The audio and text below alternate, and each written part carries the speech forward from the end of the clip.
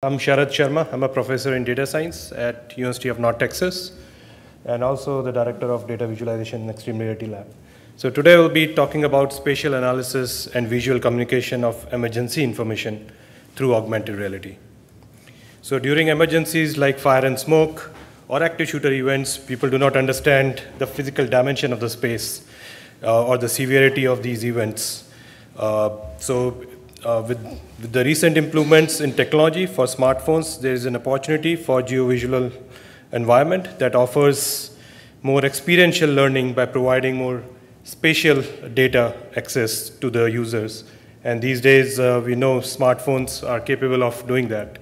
So we have developed an augmented reality application which doesn't use Wi-Fi or doesn't use GPS for indoor building localization. So we kind of use feature extraction. So the more features that you extract in the building, the better the accuracy of the system becomes for location sensing.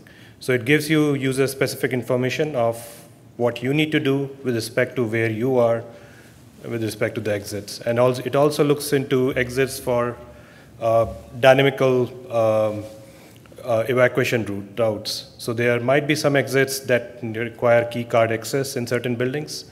So it will give you alternative routes and free routes that way. Okay, so this is a brief outline of my talk. So as I mentioned, this application kind of looks into situational awareness, spatial analysis, as well as visual communication. So visual communication, I think it's moving faster. So situational awareness is critically important, and it's a very basic component for evacuation process, especially for fire responders when they come into a new building, to know where things are, where exits are, where spaces are. It's very important for both parties must be aware of 3D spaces in multi-level building. And of course, the 3D visualization. Some people like to see things visually, and if you give them a floor plan in 2D, it sometimes becomes difficult to visualize that in 3D and see, oh, where I am over here and I need to go that way. If you look at that from a 3D perspective and right there on your smartphones, which is possible, it changes the ball game altogether. And of course, for spatial analysis, it plays a crucial role in emergencies. It allows emergency responders to develop a more comprehensive understanding of the emergency, identify hotspots, make informed decisions regarding the different routes, and of course, identify high-risk zones. So again, visual communication provides a quick and intuitive way to understand the information. And especially when we talk about fire and smoke and they are high stressful situations, it becomes important to give user-specific information to individual users. And down the line, if you combine it with, let's say, health data. So if somebody is in fire and smoke, and some people are allergic to smoke, then it will give you alternative routes and will automatically detect what the profile of the person and then give decision based on the available situation. Right. So also you have symbols and other colors and visual elements that add to it. So this work kind of presents the development and evaluation of this mobile augmented reality application, which is designed specifically for acquiring spatial analysis, situational awareness, and visual communication. So as I mentioned, the existing features in the building are used as markers. So we're not creating our own markers. So anything that is permanent in the building, of course, the default is room numbers, the signages, and they don't usually change that much. If there's a new employee, of course, his name would come and change with the room number. But other things like ATM machines or other spots, fire extinguisher, they will be there at the specific location.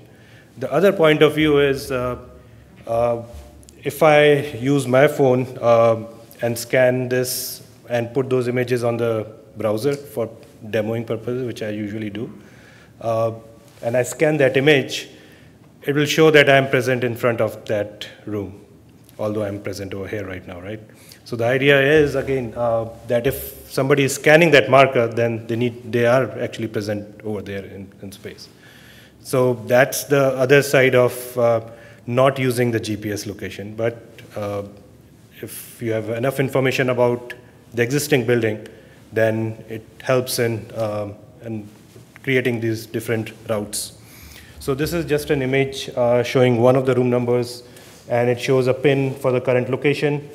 It shows the application for acquiring the spatial analysis, shows the location, it shows a path to the exit as well.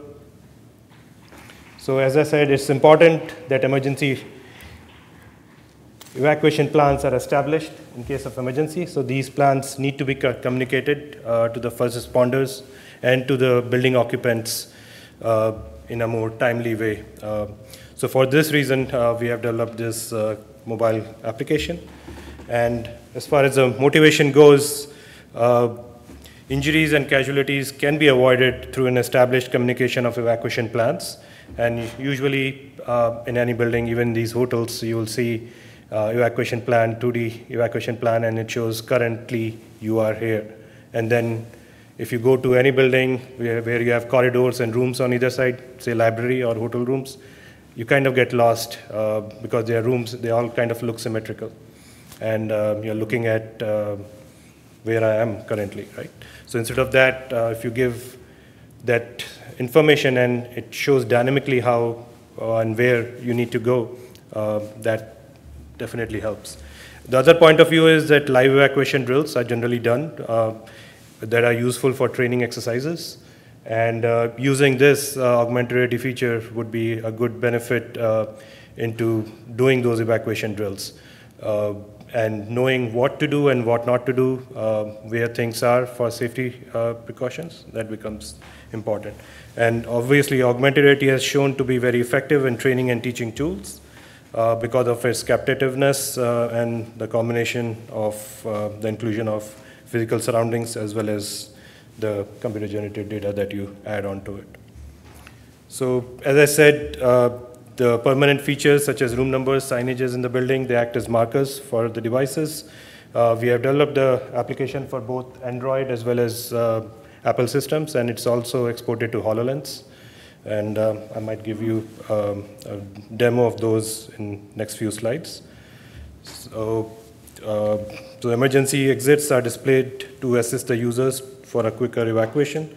And the markers, they project out the floor plan of the building, highlighting the key places and the text, corresponding text that goes with it. And of course, you can zoom in and zoom out with all those features that are kind of default. From the implementation point of view, it was developed in 3 phases. The first one was the modeling phase, where you actually model the building, but in our case, we already had the existing plans. So we had a previous version where we had one building where we created a more 3D plan in SketchUp and brought it to Unity. In this scenario, we already had a lot of floor plans. So this is more about adding layers of information on top of it, right? So if we go over here, like this is one of the floor plans, and all the legends over here, they become interactive, right? So basically in a 2D plan, you'll see those legends, but out here, if you tap over there, in each and every legend, it will show on the actual plan, and that might be visible on the demo.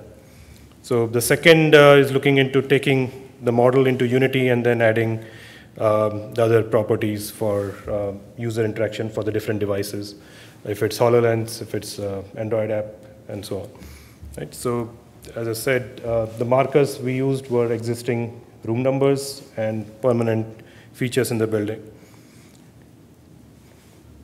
And it was also used if you want to take people to a particular spot, you can actually direct them towards that particular stuff too. So out here, we're kind of directing all the participants to the information science department. So this is a very big building where you have College of Engineering, College of Science, and College of Information together over there. And this place is at Discovery Park, which is a couple of miles away from the main campus. So it's a big, huge building. And that was one of the reasons we are still actually creating a 3D model of that building, but bringing that model into augmented reality is a different scenario altogether if it's that huge of a building. So previously when we worked on this, we had a building which was relatively smaller in size. So that was the second caveat. So the second phase was kind of taking the stuff and integrating it with Euphoria and Unity. And then, of course, the third phase where you integrate that application with the different devices. I think 90% is still the same. The rest of the 10% you all would know who have used Unity is basically about exporting it to that particular device.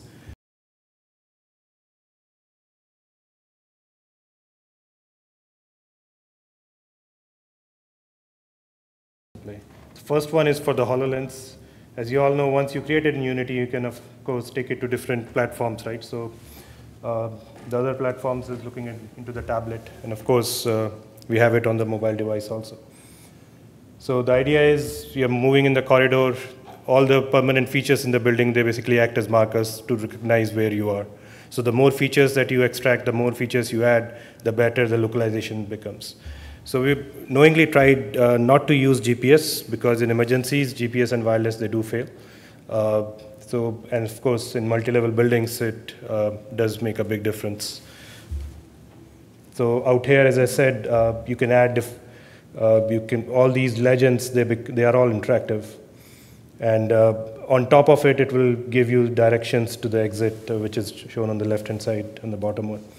So it will show you routes as well as alternative routes to go. And of course, you can zoom in and zoom out. So we did a limited user study for this. Of course, we had 10 participants over here in the study, and we had a lot of questions that we focused on. So they were looking at the usability framework, and this is looking into the comparison between iPad, iPhone, Android, as well as tablet, and for the user questionnaire, and we got very promising results. We also included a HoloLens, which is there in the next study, which is probably not part of this paper. It's probably the next paper that we targeted it towards. So this is more looking into the tablet, Android tablet as well as iPad and iPhone and Android phones. So in conclusion, the paper presents an integrated situational awareness mobile augmented reality application basically for emergency response and for civilians' point of view and for emergency responders' point of view to look into where things are and where to go and in a new building. It presents a more better approach for representing multi-level spaces and multi-level floor plans and using that in augmented reality to go from one floor to another and towards evacuation. Of course, we use Unity 3D and Euphoria plugin, and we incorporated existing permanent features such as room numbers to show the visualizations instead of the GPS location. So future work, we are looking into, of course, extending the study for more participants. We did get IRB approval, so we'll be doing that over the summer. Before the IRB approval, you can only do a limited user study. That's good for a paper, but we need a more thorough one to look into. So the other things that we are looking into is the dynamic, it's too far, the dynamic routes that you could take for in case of multiple exits. And of course, it depends on where the user is. And the dynamic route, alternative routes would be for people who don't have access to certain key zones. So there are certain, I would say, aisles where you need key card access or you need room key access, and not everyone has access to those. So even if you are close to the exit, there's no way physically you can go if you don't have access to open the door. So it takes into consideration that depending upon the user, and it provides the alternative route to evacuate. So that's very much it. Any questions? Thanks a lot, Jared.